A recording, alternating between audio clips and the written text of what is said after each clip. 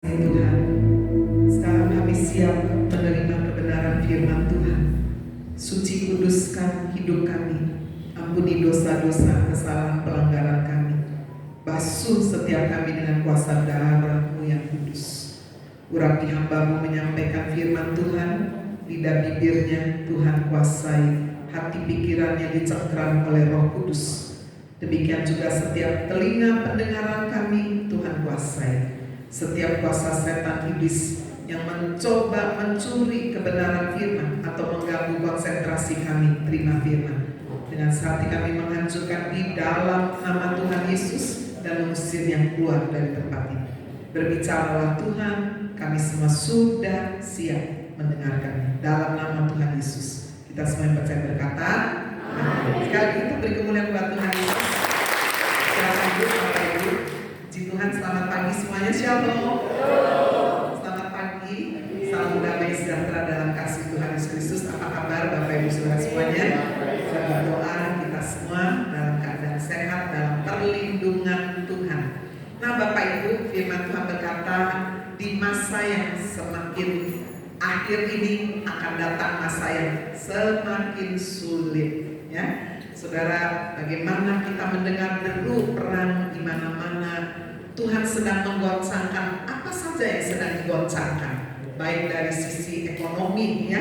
Kita melihat bagaimana untuk pertama kali saudara negara superpower seperti Amerika Serikat, ketemu lawannya sekarang dengan negara China. Ya. Jadi hari-hari ini kita melihat penggenapan firman Tuhan. Demikian juga saudara secara politik, budaya, kehidupan moral manusia, gaya hidup, semua sekarang sedang digoncangkan. Dalam kehidupan kita sebagai orang Kristen, pengajaran-pengajaran yang sesat, sudah tidak terhitung begitu banyak. Itu sebabnya Bapak Ibu kita mau waspada. Nah hari ini saya ingin berbicara dari satu sisi. Saudara mungkin jarang kita mendengar dari sisi ini karena kita semua ingin yang berkat-berkat pertolongannya. Tapi hari ini saya berbicara mengenai penderitaan sebagai harga iman Kristen. Penderitaan sebagai harga iman Kristen. Kita harus dibekali oleh satu kebenaran firman yang utuh. Amin, saudara. Satu sisi kita mengenal Yesus Kristus Tuhan sebagai juru selamat, raja, pemberkat, penolong, betul. Tapi di sisi yang lain, Yesus juga adalah Tuhan yang sudah menderita dan berkorban memberikan hidup nyawanya bagi kita. Mari kita melihat saudara bagaimana di dalam kita memahami penderitaan sebagai harga iman yang harus kita bayar. Yang pertama, sudah alasannya kenapa? Karena Yesus Kristus sudah mengalaminya sendiri. Jadi Yesus Kristus bukan cuma berkata kamu kalau ikut aku kamu menderita lalu dia enak-enak, tidak. Tapi Yesus Kristus sendiri sudah mengalaminya. Mari kita melihat dasar firman Tuhan dalam Injil Lukas pasal 9 ayatnya yang ke-22. Mari kita baca bersama-sama ayat ini dengan suara keras. 2, 3. Dan Yesus berkata, Anak manusia harus menanggung banyak penderitaan dan ditolak oleh tua-tua, imam-imam kepala dan ahli Taurat, lalu dibunuh dan dibangkitkan pada hari ketiga. Kita yang percaya firman Tuhan berkata, amin. Jadi saudara, Yesus sendiri mengalami, bahkan dia sudah berbicara kepada murid-muridnya sebelum dia harus melewati semua penderitaan itu. Dia dikatakan akan menderita banyak, menanggung penderitaan, bukan dari orang dunia, orang luar, tapi dari dalam saudara. Oleh tua-tua ditolak, imam-imam kepala yang seharusnya mendukung, mensupport, dikatakan Yesus ditolak, ahli-ahli Taurat, bahkan dia dibunuh. Nah hari ini kita melihat sudah bagaimana penderitaan yang Yesus alami adalah penderitaan yang sempurna. Mengapa saya sebut sempurna? Saudara, yang pertama, Yesus mengalami penderitaan secara jiwani, jiwa. Manusia tidak seperti binatang ya, manusia punya perasaan, punya kehendak, punya cara berpikir. Yesus mengalami penderitaan mulai dari Taman Getsemani. Saudara-saudara sekalian, dia tahu dia harus meregup cawan murka Allah yang berisi dosa-dosa manusia di dunia ini. Dia harus menanggungnya. Dan dia berkata, kalau boleh cawan ini lalu ya Bapa, tapi jangan kehendak. Kehendak mulai yang terjadi. 3 kali dia berdoa, dia minta 3 muridnya yang sangat dekat dengan dia, saudara, untuk berjaga-jaga dan berdoa, tapi semuanya tidur semua. Disitulah, saudara, tidak lama kemudian malam itu datanglah tentara dari Bait Allah. Ya, jadi Bait Allah itu punya tentara juga, karena bangsa Israel sedang di bawah kekuasaan Romawi. Jadi bukan yang datang bukan tentara Romawi, tentara dari Bait Allah yang dipimpin oleh Yudas. Yudaslah, saudara, yang mengenal siapa Yesus, mukanya seperti apa. Makanya, saudara, disinilah terjadi satu pengkhianatan yang pertama. Dari orang yang sangat dekat 3,5 tahun pertama, 3,5 tahun bersama Yesus, dipercaya menjadi bendahara, memegang uang. Tetapi disitulah Yudas dengan ciumannya, sungguh dia mengkhianati Yesus. Ada rasa sakit tentu, Bapak Ibu. Lalu kemudian Tuhan Yesus dibawa ke rumah imam besar Kayafas. Kalau Bapak Ibu pergi ke Israel, pasti akan dibawa tuh untuk melihat rumah imam besar Kayafas itu besar. Yesus itu, saudara, di situ sudah dipukul, sudah disiapkan saksi-saksi palsu. Sebelum dia kemudian masuk di ruang bawah tanah yang biasanya dipakai, saudara, untuk penyimpanan binatang-binatang yang akan dikorbankan. Di situ Yesus malam itu, saudara, sebelum dibawa ke Pontius Pilatus, digantung tubuhnya. Nah, pada saat Yesus memasuki rumah imam besar Kayafas, siapa yang mengikuti Yesus? Simon Petrus dan Yohanes. Yohanes mengenal imam-imam kepala, jadi dia bisa ikut masuk. Tapi Simon Petrus hanya di halaman rumah besar imam besar Kayafas itu. Dan disitulah Simon Petrus disapa, saudara, oleh salah satu hamba perempuan. Kamu muridnya ya? Bagaimana jawab Simon? Enggak, bukan, aku enggak kenal. Sampai 3 kali. Lalu seorang hamba laki-laki juga tanya, kamu pasti muridnya? Dari logatnya udah ketahuan, kamu bukan orang Yerusalem. Kamu pasti dari Galilea? Enggak, aku enggak kenal. Sampai 3 kali Simon Petrus bersumpah bahwa dia tidak kenal Yesus. Ayam berkokok 2 kali.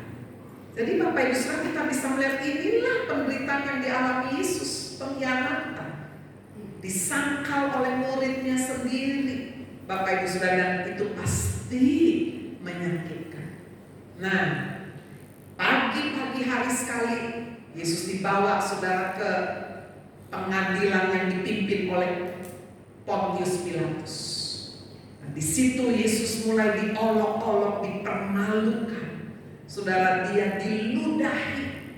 Kemana semua murid-muridnya? Firman Tuhan berkata, semua murid-muridnya meninggalkan Yesus. Itulah penderitaan jiwani yang dialami oleh Yesus.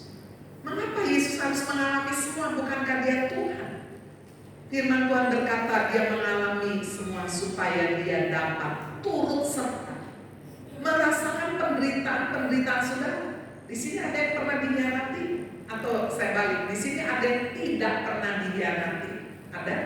Wah, semua pernah ya dikhianati. Mungkin oleh suami, oleh istri, mungkin juga oleh sahabat dekat, ya, oleh rekan kerja, oleh siapa aja, saudara. Pasti saudara pernah mengalami peristiwa. Yesus dapat merasakan penderitaan itu. Saudara, di sini ada yang pernah dipermalukan, dihina-hina, diolok-olok. Yesus alami semuanya. Penderitaan yang kedua yang dialami oleh Yesus adalah secara jasmani. Bagaimana dia kemudian dipukul, dicambuk, dengan cambuk yang bercabang 3, karena Yesus bukan tidak memiliki warga negara Romawi. Jadi hukuman cambuknya ini jauh lebih berat. Cabangnya 3, di ujung-ujungnya itu ada kulit-kulit binatang, tulang-tulang binatang yang tajam-tajam ditempel di situ, paku-paku. Sehingga ketika Yesus dicambuk tubuhnya, ditarik dengan keras, maka akan ada daging-daging saudara yang bisa ikut juga keluar darah. Itu sebabnya mengapa firman Tuhan berkata, oleh bilur-bilurnya kamu sembuh. Luka-luka yang dialami oleh Yesus menimbulkan bilur-bilur. Itulah penderitaan jasmani yang dialami oleh Yesus. Dia diberi mahkota duri yang sangat tajam. Di Israel itu memang ada pohon isinya duri semua, saudara. Disitulah Yesus diberi mahkota, atau mungkin lebih tepat topi yang terbuat dari duri, yang tidak cuma di pinggir kepala Yesus, tapi sampai masuk ke batok kepala juga itu dipaksakan. Penderitaan Yesus secara jasmani tidak terbayangkan. Apalagi ketika dia harus memikul salib, naik ke bukit Golgota. 6 jam Yesus ada di atas kayu salib, dari jam 9 sampai jam 3 petang. Bayangkan Bapak Ibu, darah seorang pria 5 liter sudah hampir habis. Itu sebabnya Yesus sudah kuat bawa kayu salib. Seorang Simon yang bernama Simon dari Kirene, dia bukan murid Yesus, dia cuma mau lewat aja, dia dipilih. Ini berbicara juga penderitaan itu random, saudara. Kita kadang-kadang gak pernah bisa tahu kenapa sih harus saya sama Simon Kirene. Kenapa harus saya salah apa? Ini harus mikul salib, gak salah apa ya, kamu dipilih aja. Dan di atas kayu salib itulah Yesus dipaku, kedua tangannya, kedua kakinya. Udah gak ada tenaga sama sekali. Dia menanggung penderitaan 6 jam. 6 jam menggambarkan, saudara, 6 hari penciptaan seisi manusia di atas muka bumi ini. 6.000 tahun ya kurang lebih gambarannya. Yesus menanggung dosa penderitaan kita secara jasmani. Itu sebabnya kalau hari ini saudara mengalami sakit, penyakit apa saja, Yesus turut serta merasakan penderitaan kita. Saudara mungkin saudara pernah melihat ada orang sakit stroke ya. Masa Yesus pernah stroke loh? Di atas kayu salib tergantung 6 jam itu kayak orang stroke loh, saudara. Nggak bisa goyang yang lain, cuma lehernya aja, kepalanya aja. Semuanya nggak bisa digerakkan di atas kayu salib. Itu sebabnya mengapa firman Tuhan berkata dia turut serta merasakan segala penderitaan kita. Mengapa disebut, saya menyebutnya penderitaan yang sempurna? Karena hanya Yesus yang mengalami penderitaan secara rohani, yaitu di atas kayu salib. Dia berseru, Eloi, Eloi, lama sabachthani. Allahku, Allahku, mengapa engkau meninggalkan aku?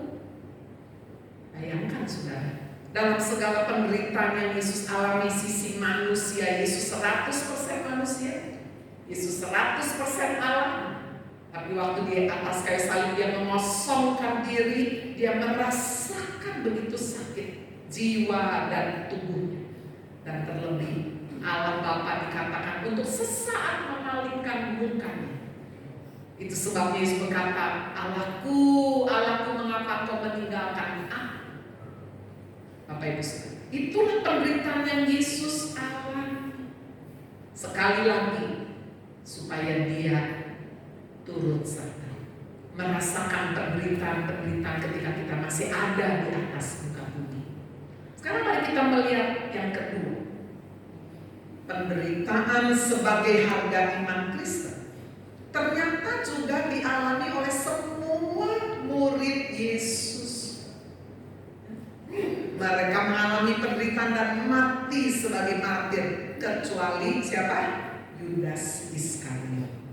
Coba kita membaca dasar ayatnya Yohanes 16 ayat 32. Kita baca sama-sama ya dengan suara keras. 2, 3. Lihat, saatnya datang, bahkan sudah datang, bahwa kamu dicerai-beraikan masing-masing ke tempatnya sendiri, dan kamu meninggalkan aku seorang diri. Namun aku tidak seorang diri, sebab Bapa menyertai aku. Amin. Yesus juga bicara kepada murid-muridnya, nanti akan datang saatnya, sudah datang juga, kamu akan dicerai-beraikan. Kamu gak bisa karena penderitaan ini terus ikut aku, nggak tahan kamu dicerai-beraikan. Kamu akan meninggalkan aku seorang diri. Namun Yesus berkata, aku tidak seorang diri, sebab Bapa menyertai aku. Penderitaan apa saudara yang dialami oleh murid-murid Yesus? Yang pertama adalah penderitaan secara jiwani. Diolok-olok, dikecam, diancam, ditakut-takuti. Wah, murid-murid Yesus alami. Coba kita lihat bagaimana pada suatu hari Simon Petrus bertanya kepada Tuhan Yesus. Matius 18 ayat 21. Kita baca lagi bersama-sama. 2, 3. Kemudian datanglah Petrus dan berkata kepada Yesus, Tuhan, sampai berapa kali aku harus mengampuni saudaraku jika ia berbuat dosa terhadap aku? Sampai 7 kali. Nah, kenapa Simon Petrus bertanya begini? Pasti saudara sebagai murid Yesus, banyak orang-orang di sekeliling dia melukai dia, memanfaatkan kebaikan. Ya, saudara kan coba kalau punya orang yang bukan Kristen atau Kristen tapi nggak sungguh-sungguh, kamu Kristen kan, hamba Tuhan kan, melayani di gereja kan, nggak boleh marah. Lalu mereka seenaknya aja. Lalu kalau mereka pinjam duit nggak kembali, saudara, orang yang punya utang bilang apa? Kamu nggak ada kasih, nagih-tagih terus. Nah, itu sebabnya Simon Petrus bertanya, saya ini sebagai murid Yesus itu harus mengampuni berapa kali dalam sehari? 7 kan? Yesus berkata bukan 7 kali, 70 kali 7 kali. Coba di sini apa ada Bapak Ibu Saudara yang mengampuni orang satu hari sampai 490 kali? Ada kan? Nggak ada. Artinya Yesus sedang berbicara, memang akan ada orang-orang yang menyakiti kamu, menekan kamu, merugikan, menipu, memfitnah, menghancurkan hidupmu, menghancurkan nama baikmu. Memang ada, tapi ampuni. Sampai kapan Tuhan? Nggak ada batasnya. Maksudnya ini. Dan kalau saudara baca terus Matius 18, ada perumpamaan Yesus beritahu seperti seorang hamba yang hutang kepada raja tuannya 10.000 talenta. Satu talenta ini 6.000 dinar. Berarti 10.000 dikali 6.000 berapa itu? 60 juta dinar. Satu dinar, saudara-saudara, itu upah harian seorang pekerja. Berarti utangnya berapa itu tadi? 60 juta hari itu aja. Bulan. Sebab satu hari 1 dinar, 60 juta dinar. 60 juta hari, kerja berapa lama sampai mati, sampai anaknya nggak kebayang maksud. Itulah hutang dosa kita kepada Tuhan. Sementara ketika ada hamba yang hutang sama hamba yang sudah dibebaskan, temannya utang 100 dinar, berarti 100 hari kerja ya. Wah, dia nggak bisa bilang, ayo bayar utangmu, aduh tunggu nanti. Nggak bisa, lalu dibawa ke Algojo disiksa. Lalu Tuhan berkata apa? Yesus berkata, kalau kamu tidak mengampuni orang yang bersalah kepada kamu, Bapamu yang di surga tidak akan mengampuni. Lihat, seperti hamba ini sudah dibebaskan 10.000 talenta. Ya, tadi berapa? 60 juta dinar, udah dibebaskan. Masa 100 dinar aja dia akan mau bebaskan. Wah, ya. Itu sebabnya kemudian Yesus berkata, kamu harus mengampuni sesamamu dengan segenap hati. Amin. Jadi pelajaran perumpamaan pengampunan itu apa? Mengampuni nggak ada batas. Salah diampuni lagi, salah diampuni lagi, ya. Dan mengampuni dengan segenap hati. Tapi jangan yang keliru saudara menerapkan. Orang sudah utang sama saudara nggak bayar, lalu dia mohon lagi, sudah kasih lagi utang 2 kali. Kan harus mengakui tanpa batas, Bu. Jadi saya pinjemin terus, nah itu bodoh kalau itu saudara mengampuni orang yang tidak bayar utang. Tapi saudara harus tertib. Kamu kalau mau pinjam lagi sama saya dulu, lunasi dulu. Nah, kalau nggak mau lunasi, ya saya nggak pinjam, saya nggak akan kasih lagi. Itu namanya cerdik seperti ular, tulus seperti merpati. Amin. Tidak ada hubungannya dengan mengampuni. Saudara punya pembantu mencuri, Bu, ampuni, saya ampuni. Ya. Jangan mencuri lagi, saya kasih kesempatan kedua, lalu mencuri lagi, diampuni, terus suruh kerja, bodoh namanya. Kamu sudah saya peringati, saya ampuni, tapi kamu nggak boleh lagi kerja di tempat saya. Paham sudah? Dalam praktek kehidupan, mengampuni sudah kita butuh hikmat Tuhan. Amin. Ya. Jadi Simon Petrus tanya sama Yesus. Rupanya inilah juga yang kita bisa hadapi dalam hidup keseharian. Di sekolah banyak saudara teman-teman bully, hina-hina, permalukan. Di tempat pekerjaan atau bahkan di gereja. Jangan ya, di gereja jangan bully-bully, hina orang saudara. Karena Yesus mengasihi kita tidak pandang rupa, tidak pandang status sosial, tidak pandang suku bangsa, jenis kelamin. Tuhan mengasihi kita. Amin. Sekarang kita lihat penderitaan yang dialami oleh murid-murid Yesus, juga penderitaan jasmani. Semua murid Yesus, kecuali Yudas Iskariot yang menjual Yesus lalu gantung diri, semua murid Yesus, 11 murid mati-mati mengalami penderitaan. Coba saya mau hari ini saudara lihat ini sebagai satu pengetahuan, tapi kita juga belajar melihat inilah harga iman kita mengikut Kristus. Yang pertama, saya mulai dengan 3 murid yang paling dekat dengan Yesus ya. Simon Petrus, sekitar tahun 64 sampai 67 Masehi, menjadi martir, disalibkan oleh Kaisar Nero di Roma. Saudara-saudara sekalian, Simon Petrus hampir keluar dari Yerusalem, tapi menurut tradisi gereja, dia berjumpa dengan Yesus, bertanya, mau kemana kamu? Kisera Domini Petrus, mau kemana kamu? Dia rasa tersentuh. Dia tidak mau menyalibkan Yesus yang kedua kali, dia udah pernah menyangkalkan, dia nggak mau. Dia balik lagi masuk Yerusalem, dan disitulah dia ditangkap, lalu dia dihukum mati dengan disalib. Simon Petrus merasa nggak layak disalibkan seperti Yesus. Itu sebabnya dia minta disalib kembali, kepala di bawah, kaki di atas. Orang yang kedua, saudara, di antara 3 murid Yesus, namanya adalah Yakobus, anak Zebedeus. Dia mati paling cepat nih ya, sekitar tahun 41-44 Masehi. Dipenggal kepalanya oleh Raja Herodes Agripa I. Peristiwa ini kalau saudara mau baca ada di Kisah Rasul 12. Ketika Simon Petrus juga ditahan, ditangkap, dibelenggu, kiri kanan saudara ada pasukan Romawi, di depan ditunggui sama pasukan Romawi. Simon Petrus tenang aja, buka ikat pinggangnya, jubahnya, sandalnya dibuka, dia tidur. Padahal besok mau dihukum mati, 1 hari sebelumnya yang dihukum mati adalah Yakobus. Dan itu ternyata menyenangkan orang-orang Yahudi yang sangat benci dan iri hati dengan Yesus. Tetapi Bapak, sesuatu yang ajaib terjadi. Malam itu malaikat Tuhan datang bebaskan Simon Petrus. Bapak Ibu, ternyata Yakobus, anak Zebedeus inilah yang lebih dahulu mati dipenggal kepalanya. Lalu 3 murid Yesus yang terakhir yang dekat dengan Yesus namanya Yohanes.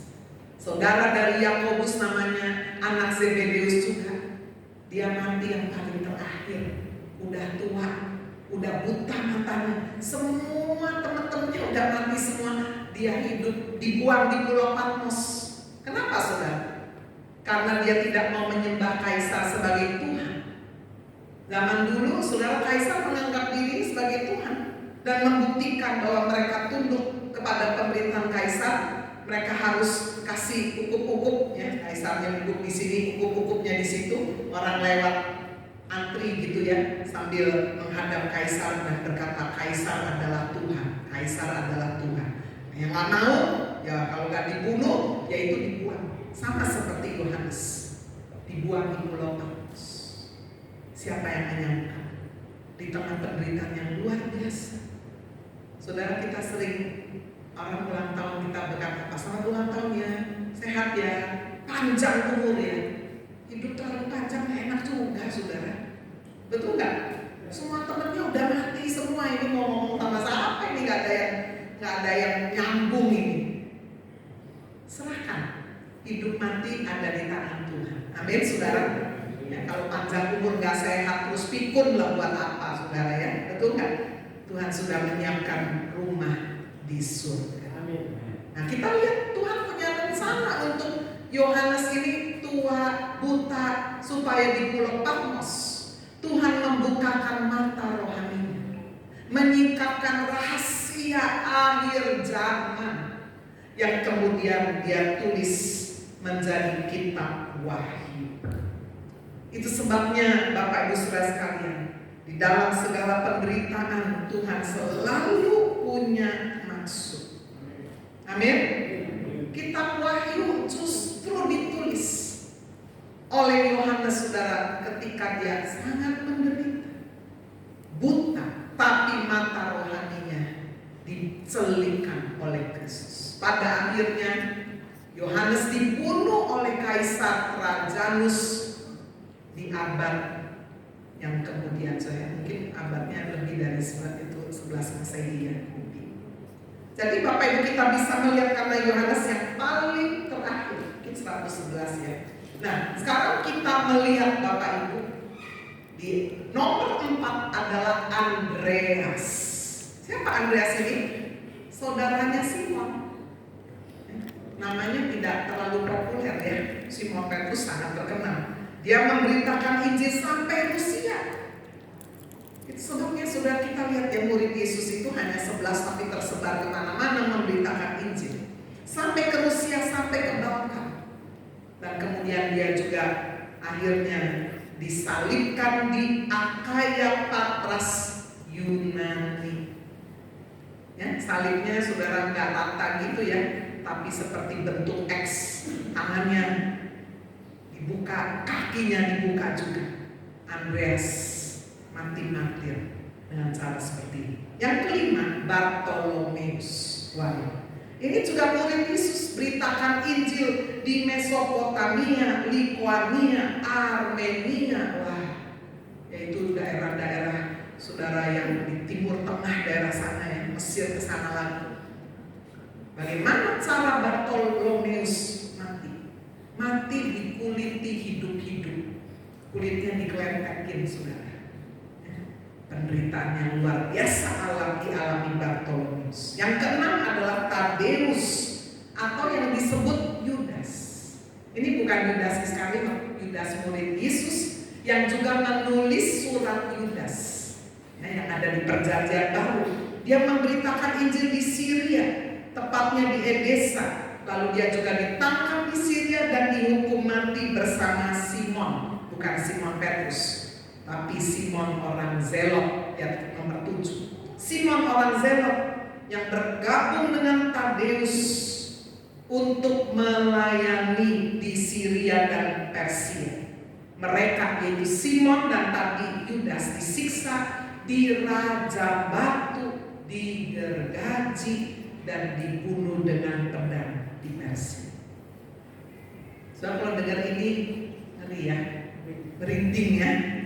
Tapi ini sudah, saya ingin berbicara dari sisi lain supaya saudara mengetahui bahwa harga iman Kristen adalah penderitaan. Yesus berkata, kalau kamu tidak menyangkal diri dan memikul salib setiap hari, kamu tidak bisa menjadi murid. Itu sebabnya kita harus membekali diri kita Yang kedelapan adalah Yakobus anak Alfeus. Dia menyebarkan Injil sampai ke Spanyol, sampai ke Inggris, Irlandia, kembali ke Yerusalem, mati terbunuh di Persia ketika dalam pelayanan. Yang kesembilan adalah Matius, yang menulis Injil Matius, melaporkan secara detail dan sangat terstruktur sekali. Dia melakukan pelayanan dan pekabaran Injil sampai ke Ethiopia, Afrika. Wah, luar biasa ya. Dan dia mati juga sebagai martir. Yang ke-10 adalah Filipus. Dia memberitakan Injil di Asia Kecil, di Turki. Ini bukan Filipus yang melayani meja ya, 7 orang yang dipilih itu bukan. Ini Filipus murid Yesus. Dia mati syahid juga di Turki. Dan yang terakhir adalah Thomas, memberitakan, ini ke-11 ini ya, merintis pekabaran Injil di Persia, India, sampai India. Di India ada gereja sudah terkenal yang dilahirkan oleh Thomas, namanya adalah Gereja Martoma. Itu sampai ke Indonesia, ada di wilayah Sumatera Utara, saudara. Bagaimana Thomas mati martir? Dia mati ditusuk tombak di Chennai, di India. Jadi Bapak Ibu Saudara, bukan hanya Yesus yang lebih dulu menderita dengan penderitaan yang sempurna. Murid-murid Yesus menderita, ya, jiwani, jasmani, rohani enggak. Kenapa? Karena sekali-kali Yesus tidak pernah meninggalkan kita. Amin, saudara. Yesus sendiri yang sudah pernah untuk sementara ditinggalkan Bapa, karena semua cawan, kemarahan, murka Allah atas dosa manusia ditanggung, dipikul oleh Yesus, supaya saudara dan saya sekali-kali tidak pernah ditinggalkan oleh Yesus. Amin. Jangan pernah berkata begini, aduh Yesus sudah meninggalkan. Tidak. Kenapa saya harus menderita begini? Kenapa saya harus alami ini? Kenapa doa saya gak dijawab? Mungkin Tuhan sudah meninggalkan. Tidak. Dia berkata, sekali-kali aku tidak meninggalkan engkau, sampai pada kesudahan. Amin. Sekarang masuk pada bagian yang ketiga yang terakhir. Kalau Yesus, murid-murid, bagaimana dengan kita? Mari kita melihat bagian yang ketiga. Yesus sudah mengatakan bahwa kita juga akan mengalaminya, mengalami penderitaan. Coba kita baca ayatnya, Injil Yohanes 16 ayat 33. Kita baca bersama-sama ya. 2, 3. Semuanya itu kukatakan kepadamu, supaya kamu beroleh damai sejahtera dalam aku. Dalam dunia kamu menderita penganiayaan, tetapi kuatkanlah hatimu, aku telah mengalahkan dunia. Amin. Yesus sudah bicara, selama saudara dan saya masih di dunia, kamu akan menderita, ada penganiayaan, ada kesesatan, ada duri dalam kehidupan kita, ada salib yang harus dipikul, ada kuk yang kita pikul bersama dengan Yesus, kuk yang mudah dan ringan, karena Yesus lah yang sudah menanggung semuanya. Kita tinggal ikut aja. Amin, saudara. Coba kita melihat, saudara, bagaimana menderita bagi Kristus itu adalah bagian dari kasih karunia. Kita baca ayatnya dalam Filipi 1 ayat 29. Kita baca ya bersama-sama. 2, 3. Sebab kepada kamu dikaruniakan bukan saja untuk percaya kepada Kristus, melainkan juga untuk menderita bagi Dia. Jadi Bapak Ibu mengikuti Yesus itu harus seimbang. Jangan cuma berkatnya, pertolongannya, kesembuhannya itu dijanjikan. Seperti 2 mata uang dengan 2 sisi. Sudah kalau cuma punya 1 sisi aja nggak laku, betul kan? Sisi selain kita adalah anak raja, anak Allah yang maha besar, jangan lupa. Seperti Yesus, Dia menderita firman Tuhan berkata, seorang murid tidak melebihi gurunya. Gurunya menderita, masa kita enak-enakan terus? Amin, saudara. Ada harga yang harus dibayar. Menderita bagi Kristus adalah karunia. Itu sebabnya ketika saudara mengalami kesesakan, saudara ditindas, saudara dibenci, disakiti, difitnah, diancam dan sebagainya, firman Tuhan mengajar kita untuk apa? Berdoa bagi musuh kita. Coba kita baca ayat Matius 5 ayat 44. Kita baca bersama-sama. 2, 3. Tetapi aku berkata kepadamu, kasihilah musuhmu dan berdoalah bagi mereka yang menganiaya kamu. Amin. Gak gampang memang aja mengasihi musuh. Kalau bisa mati, menderita, balas Tuhan, hajar dia Tuhan. Hanya Yesus yang mengajarkan dan menjalankan itu. Ya Bapa, ampuni mereka, sebab mereka tidak tahu apa yang mereka perbuat. Bapak Ibu, mengapa saya bawa topik ini? Karena ini menjadi salah satu dari tanda kedatangan Yesus. Kalau saudara membaca dalam Matius pasal yang ke-24, Yesus memperingati tanda kedatangan Yesus akan datang apa? Penyesatan. Pengajar-pengajar yang sesat di mana-mana. Hati-hati saudara kalau ada yang menawarkan Bible study, ya, pemahaman Alkitab gratis dari Korea. Itu namanya Sincheonji, langit dan bumi yang baru. Wow, gratis saudara, menarik pelajaran dari kitab Kejadian, dari perumpamaan-perumpamaan, lalu kemudian dari kitab Wahyu. Waduh, menarik. 1 minggu bisa 3 kali gratis. Ayo ikut. Hati-hati saudara, tiba-tiba di WA, tiba-tiba saudara dapat DM, ayo ikut, mau gak ini? Bapak Ibu saudara, lalu mereka juga bisa masuk lewat sekolah-sekolah, sekolah SD, SMP, SMA, sekolah Alkitab, bahkan masuk gereja. Lewat apa? Ayo pertandingan mewarna, pertandingan olahraga, pertandingan seni, apa-apa. Nggak ada, Alkitab nggak ada. Siapa yang menang akan dibawa ke Korea gratis. Siapa yang nggak senang saudara ya? Kata gratis ini loh, kata magic.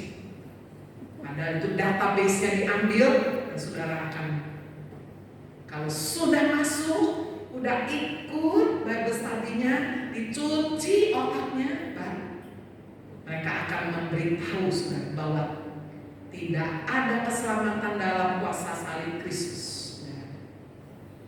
Siapa pendirinya? Namanya Lee Man-hee. Udah tua loh saudara, udah 90 tahun tapi masih energi.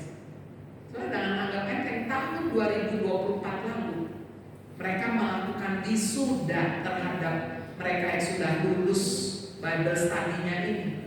Saudara mau tahu berapa yang diwisuda? 110.000 orang dari 80 mancanegara. Itu wisudanya di stadion yang gede sekali. Hati-hati Bapak. Penyesatan. Mereka tidak mempercayai Yohanes 3 ayat 16 karena begitu besar kasih Allah. Mau selamat harus lewat Lee Man-hee. Bahkan Lee Man-hee mengakui dirinya Mesias. Dia berkata, aku ini Yohanes yang aku dikasih revelation sama Yohanes yang di kitab Wahyu itu. Semua penyingkapan harus melalui Lee Man-hee. Waduh, saudara kalau kita dengar begini, kok bisa percaya? Iya itu saudara, nggak langsung mulai dari Bible study pemahaman Alkitab gratis itu, sampai saudara akan dibelokkan pelan sampai udah nggak bisa balik lagi. Yesus berkata akan ada penyesatan. Yang kedua apa? Akan ada deru perang di mana-mana. 13 April 2024 lalu saya di Israel. Ini ada Pak Ibu yang ikut ke Israel juga ya. Dari perang sudah kita waktu di Yerusalem rudal 300 rudal itu. Satu Satu rudal itu berapa harganya? Miliar, saudara. Lalu kemudian Israel itu Iron Dome-nya, satu Iron Dome 750 juta. Jadi pingnya itu, saudara. Puji Tuhan kita nggak mati kena rudal ya waktu di Yerusalem. 19 April Israel balas menyerang Iran. Setelah itu nggak terdengar. Juni kemarin 13 Juni Israel menyerang lagi Iran. Betul nggak, saudara? Yang diarahkan komunikasi, pusat pembuatan nuklir, tempat-tempat strategis. Saya dapat kiriman di balik semua itu, hebat sekali Israel ini. Kirim mata-mata Mossad. Itu seorang wanita keturunan Prancis masuk ke Iran, tapi pakai semuanya yang namanya mata-matanya. Dia bisa masuk ke rumahnya jenderal-jenderal, saking pinternya, saking dia kasih tahu semua rahasia. Sehingga yang dirudal oleh Israel itu tempat-tempat strategis semua. Iran itu jenderalnya banyak yang mati. Israel walaupun ada korban, tapi nggak ada satu jenderal yang mati, nggak ada. Jadi Bapak Ibu, kita sedang hadapi. Tapi Yesus nggak berhenti sampai di situ. Tanda berikutnya, itu saya nggak bahas ya, saya bahas yang penderitaan. Coba kita baca Matius 24 ayat 9 sampai 10. Coba kita baca lagi bersama-sama. 2, 3. Pada waktu itu kamu akan diserahkan supaya disiksa, dan kamu akan dibunuh, dan akan dibenci semua bangsa oleh karena namaku, dan banyak orang akan murka, dan mereka akan saling menyerahkan dan saling membenci. Ini sudah Yesus berkata akan datang masa yang semakin sukar. Orang-orang akan diserahkan, disiksa, dibunuh, kamu dibenci oleh semua bangsa. Bayangin. Dan ini akan terjadi, saudara. Israel akan dibenci oleh semua bangsa. Saya mungkin tanya, Bu, itu perang Israel sama Iran ini perang dunia bukan? Menurut saya sih bukan ya. Tapi bisa memicu perang dunia. Dengan baik-baik Bapak Ibu. Banyak gereja memiliki tafsiran yang berbeda kapan Yesus datang. Ada yang mengajarkan bahwa Yesus datang di atas awan-awan sebelum Antikris menyatakan diri. Saya termasuk yang percaya itu. PPPS percaya itu ya. Ada yang percaya alami dulu tengah-tengah masa kesesakan. Nanti setelah gak kuat baru Yesus. Tapi ada juga yang harus melewati semua masa kesesakannya baru Yesus. Soalnya mungkin tanya, Bu, yang paling benar yang mana? Gak tahu. Karena semua punya dasar ayatnya. Tapi sampai hari ini saya percaya bahwa sampai sekarang masih ada yang menahannya. Itulah Roh Kudus ya. Itulah gereja Tuhan, belum diangkat. Tapi ini saya wanti-wanti. Tapi kalau sampai pada suatu hari Rusia dari utara, Gog Magog di Yeskiel 38 itu menyerang Israel secara langsung. Bapak Ibu ya, dengan sekutunya. Rusia itu siapa? Syria, Turki. Lalu kemudian disertai dari timur. Siapa dari timur? China dan golongannya ya, daerah-daerah timur. Mungkin Indonesia akan jadi sekutunya juga. Firman Tuhan berkata, saudara, di kitab Wahyu, bahwa nanti akan muncul 20.000 laksa tentara. Satu laksa 10.000, berarti tentaranya berapa? 200 juta. Saya senang saudara belajar kitab Wahyu dan membahasnya. Dulu saya pikir itu cuma gambaran bukan hurufiah. Tapi hari ini China begitu bangkit luar biasa, punya sudah tentara 200 tahun, rakyatnya wakilnya kayak gitu ya. Ini kita di depan mata. Kalau Israel diserang Rusia, diserang China sekaligus, saudara, mungkin kita harus alami perang Gog Magog. Dan kemudian Harmagedon itu, kalau udah Harmagedon, dari utara, dari selatan Afrika, dari timur, dari barat Amerika, Eropa, dan dan semua serang semua. Dan Israel nggak ada sekutunya, nggak ada temannya, sama sekali nggak ada yang bolo dia kan. Supaya nyata bahwa hanya Yesus, hanya Tuhan Allah Israel yang menyertai Israel. Amin, saudara. Kita lagi ada di ujung ini. Saudara masih mau sibuk kepahitan, sakit hati, aduh apa itu, masih terus mau hidup dalam dosa. Mari hari ini perlengkapi kehidupan kita. Saya akan masuk, saudara, ya, bagian yang paling terakhir. Kita langsung masuk kepada kesimpulan. Mari kita belajar jangan melihat penderitaan selalu sebagai akibat dari kesalahan atau dosa kita.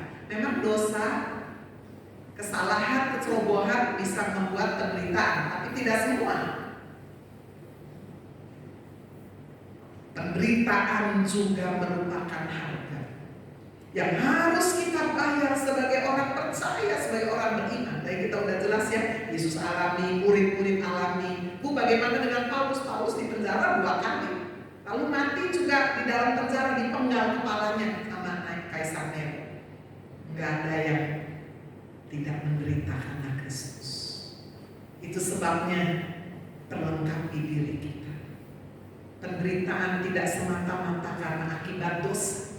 Kalau dosa kita menderita, ya cepat bertobat, saudara. Amin. Tapi kalau saudara nggak berdosa, nggak buat salah, menderita gimana?